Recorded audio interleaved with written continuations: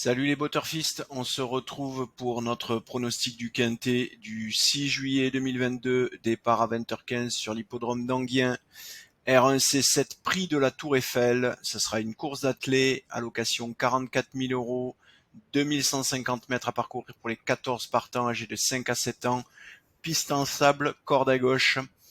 Je peux pas vous débriefer le Quintet du 5 juillet puisque à l'heure où je vous parle, il n'a pas encore été couru. Euh, J'espère qu'on vous aura donné des bonnes pistes pour que vous touchiez de jolis rapports. On va donc se concentrer sur ce pronostic du 6 juillet.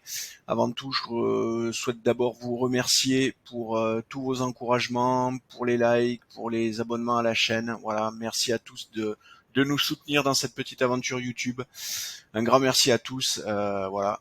Allez, on perd pas plus de temps parce que sinon après je me fais couper la parole. Donc on va aller voir le pronostic pour la course du jour. Donc on a le 5 Is Lovely Offer, le 8 Golteria, le 2 Emma Dubois-Morin, le 11 Havane de Lytton, le 3 Gazelle du Bourg, le 6 Frozen Queen, le 1 Freeze Pont-Vautier et le 12 High Energy. Alors vous l'aurez vu, un quintet catégorisé jouable par notre algorithme de classification. Ça veut dire qu'on peut s'aventurer sur du quintet, d'autant plus qu'on n'est que sur 14 partants.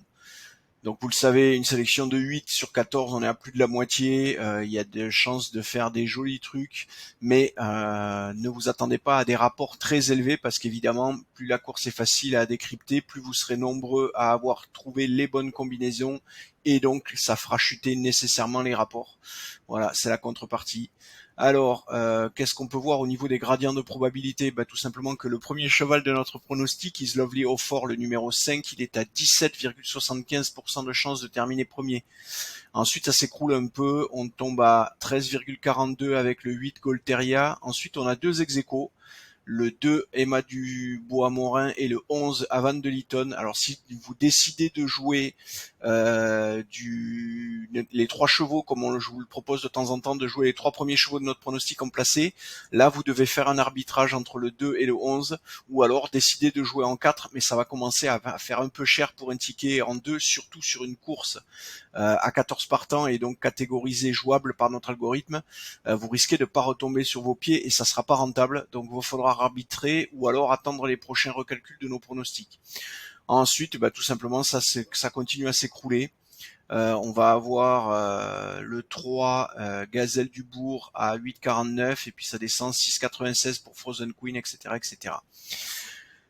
Vous pouvez aussi, quand on a des ex-aequo comme ça, décider de partir sur du trio ou du tiercé tout simplement, en prenant comme base ces quatre premiers chevaux.